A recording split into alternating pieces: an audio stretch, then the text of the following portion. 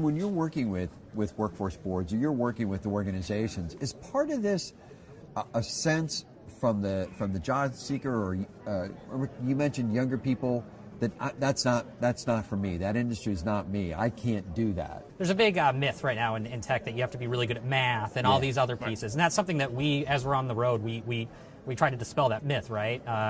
Anybody can do tech, right? As long as they have the opportunity. Sure.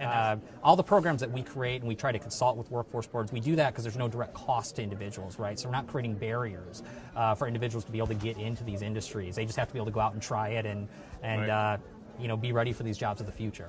But beyond that, the other thing that we're looking to is how do we keep the skills pipeline filled? So we're seeing there's just so many open job roles right now in cybersecurity and tech and those sort of things. So how do we equip workforce boards and other politicians, that sort of stuff, to know, to give them the information to help get people into the tech industry as a whole. Right. So am I coming through a career and tech center or community college, or am I coming right to CompTIA to get certification? So we work directly as consultants with a lot of different workforce boards throughout the U.S. But there's also great programs through partners, for-profit trainers, community colleges, that sort of thing. The big thing is we just want everyone to have an opportunity to get into tech. So we support all these different programs, but our big thing is just to be a consultant to say, hey, this is the best avenue for someone to get into it. Yeah, and a lot of it's about the learning pathway and the learning experience, right? Because the certification's the end piece, and we, going back a couple of years, we're really touching the end piece.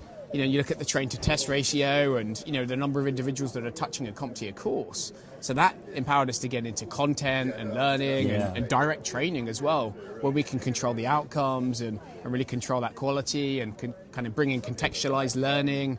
We're looking at micro courses and tons of stuff that allow individuals to be more empowered and, and gaining that knowledge in different ways. And I think with workforce boards, it's about reskilling individuals to take advantage, of that change. And I think there's a tough challenge for them because there's so many options out there. And I was on a panel earlier, and my kind of one snippet of advice at the end is make sure you're picking the right credentials. And you're looking at the job market and seeing, well, what is being asked of the private sector and public sector.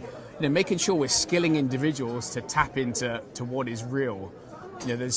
We've got performance-based items in the certifications that we have. It's testing the real skills. It's making somebody go into a simulated environment and actually do a task. And it's led by industry. Sure, Absolutely. exactly. You're part of that whole conversation. So it's continually current. There's lots of health checks. We'll republish and bring out a brand new exam every 3 years. But in the meantime, we're doing rapid republishing and health checks and everything else.